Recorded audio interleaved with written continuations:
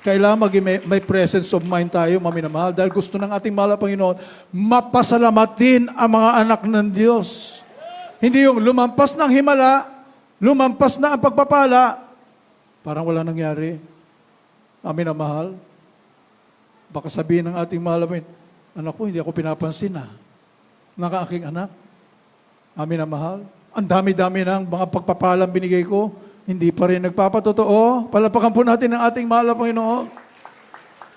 Hindi naman po ang ating dakilang Diyos, maminamahal, hindi po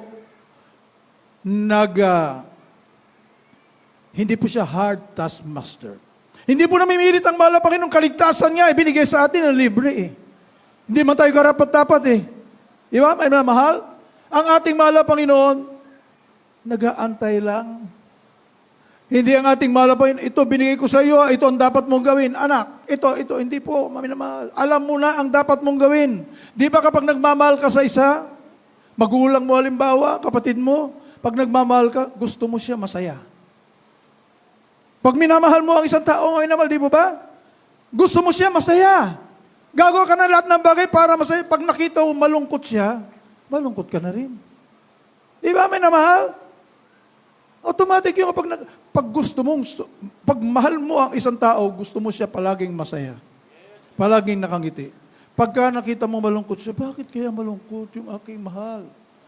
Halimbawa, beloved wife, beloved husband, o kaya beloved parents, pag nakita mo malungkot, bakit malungkot? Anong pwedeng bigay ko sa kanya para sumaya siya?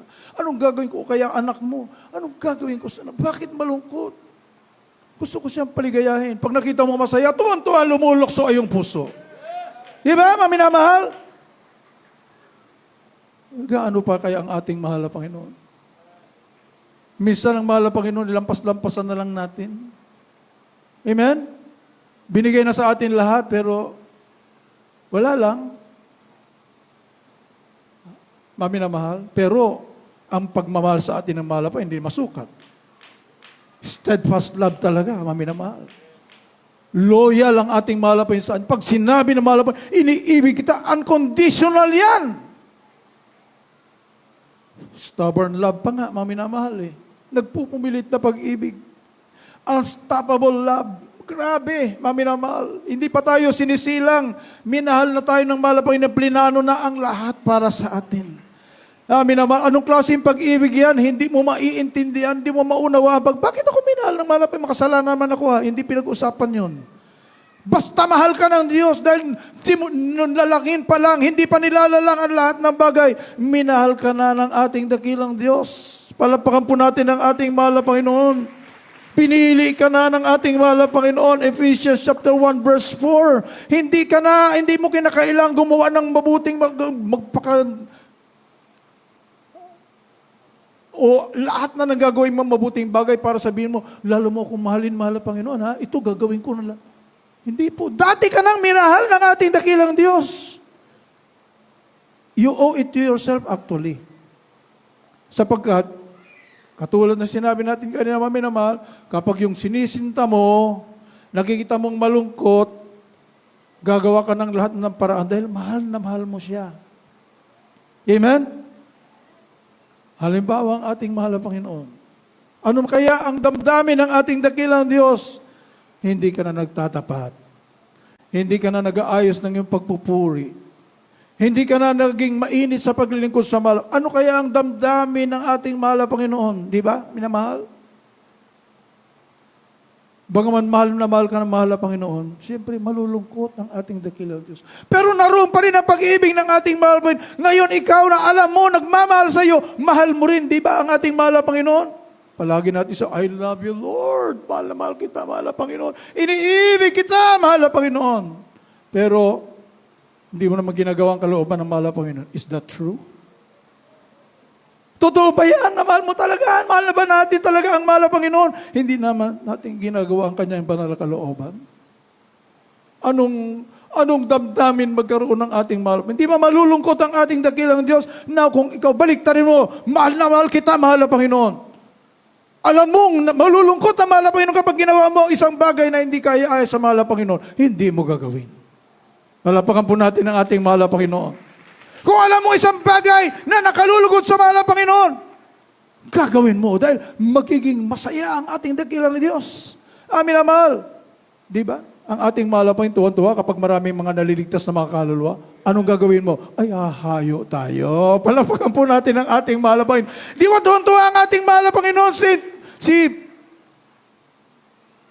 David, mga minamahal, he praised the Lord 7 times a day. Ibig sabihin, grabing pagpupuri sa malapay. Lugod na lugod ang ating dakilang Diyos. Ano ang manifestasyon ng kaluguran ng ating malapay? Pinagpala siya! Purihin ng ating dakilang Diyos. Pinayaman siya ng ating dakilang Diyos. Ibig sabihin, tuwang-tuwa ang ating malapay. Ganon din sa atin, mga minamahal, di ba ba? Pag inaayos mo ang iyong lakad sa harapan ng ating malapay, tuwang-tuwa ang ating malapay, ano po maging bunga? Ikaw din ang pinagpapala. Palapagan po natin ang ating buhay na Diyos. Ating bumasahin, mga minamahal.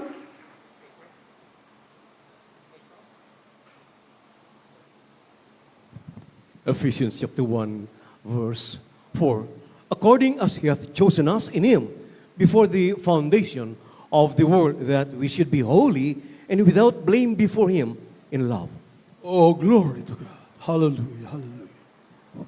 Mga taga-Efesyo Kapitulo 1, versikulo 4. Ayon sa pagkapilig niya sa atin, sa kanya bago itinatag ang salibutan, upang tayo maging banal at mga walang dugis sa harapan niya sa pag-ibig.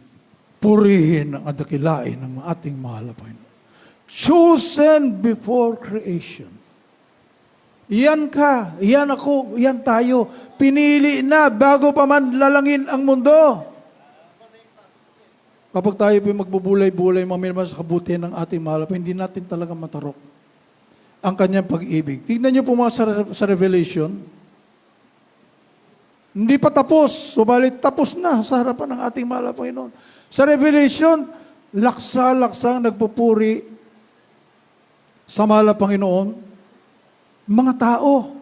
Laksa-laksa, hindi mabilang ng mga tao. Ikabilang ka roon eh.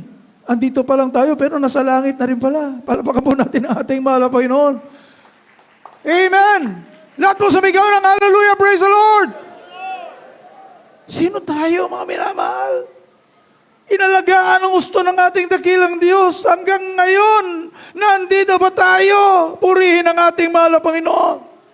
Mga minamahal, ligaya, maglingkod, magpuri sa ating mahal na Panginoon. Pinabayaan ka ba ng ating dakilang Diyos? Never. Amin naman. Siyempre, dumadaan tayo sa pagsubok para pag pinagpala ka, maalala mo, ay praise the Lord, pinagpala ko ng ating mahal. Kapag nakalampas ka na naman sa pagsubok, kaya yung pagsubok, hindi po natin yan iniiwasan. Bakit, maminamahal? Parang gulong po yan, maminamahal. Minsan nasa taas, minsan nasa ilalim. Kapag nasa ilalim ka, asahan mo, iibabaw ka na naman. Kaya pag ikay sinusubok, magpuri ka na sa mahal na Panginoon. Blessings are coming. Palapakan po natin ating buhay na Diyos. Kahit gaano kalungkot ng iyong buhay ngayon. Amen. Magpuri ka na. Iyan po ang buhay ng ating kagalang-galang magulang sa malapay. Kaya nga, perfect example eh. Walang makain. Ano po sabi ng ating kagalang-galang malapastor? Pag walang makain, walang pera, walang pagpapala, walang istorbo sa pagpupuri. Kaya, pag walang pagpapala, praise the Lord! Bakit? Hindi ka na magluto. Kasi kung magluto ka pa, babawasan pagpupuri mo. Pagkatapos magluto ka, kakain ka pa. Nabawasan naman pagpupuri. Pagka kumain ka pa, pupunta ka pa sa, alam mo na, magbabawas. Amin naman, nabawasan na ng pagpupuri. Maghuhugas ka pa ng pinggan, magbabawasan ng pagpupuri. Eh kung wala, ay puri ka lang ng puri. Mukhang parang wala tayong naririnig na ganyan sa buong mundo. Ha? Bukod tangi ating beloved noble parents in the Lord. Kaya nga po yung mga kapitbahay, alam niyo po sa subdivision, yung mga kapitbahay, sila po ay yung mga kasambahay. Nakikita nila yung bahay ng ating kagalang-galang magulang sa malapit. Palagi nakasara. Palagi nakasara. Pati bintana, pati pinto, nakasara. Alam niyo na po yung mga kasambahay, pag nag-ipon-ipon niya, nagkukwentuhan. Bakit kaya nakasara palagi? Isang kasambahay pumunta doon sa bahay na tinutuloy ang ating beloved parents in the Lord. Palaging wala ang ating beloved parents in the Lord. Mahayo palagi. Gawain palagi. Uuwi. Anong oras na? Nung panahon na wala ang ating beloved parents and beloved children. Pumunta, sumilip, pagsilip, naku, kumalat sa buong subdivision. Kaya pala, palaging nakatarangka ang bintana at pinto ng bahay. Ating beloved parents in the Lord. Mami na mahal, grabe pala ang mga muebles. Mamahalin ang mga gamit. Grabe, sabi, pinagkalat. Anong gamit? Ni upuan nga, wala. Ni higaan, wala. Kaya nga nakasara kasi walang wala. Sino ang naglagay? Ang ating malapay naglagay. Ang ginawa ng ating kagalang-galang magulang sa malapay, walang wala. Palaging puri ng puri. Puri ng puri. Pasalamat, mahal na Panginoon. Ayan, binuhos ng malapay ng pagpapala. Nadamay tayo. Palapakan po natin. Hallelujah! Glory to God! Hallelujah! Nadamay tayo sa pagpapala.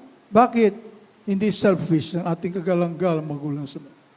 Bakit naglingkod sa mahal na Panginoon? For us. For the souls to be saved.